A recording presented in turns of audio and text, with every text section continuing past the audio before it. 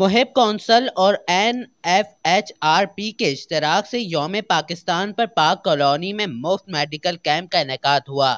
اس موقع پر سماجی رہنما اسلم خان فاروقی کا کہنا تھا کہ تصور پاکستان کے نقوش کو عالمی سامراج کے ایجنٹ مٹانے اور وطن عزیز کو سیکولر اور لبرل ریاست بنانے میں مصروف ہیں۔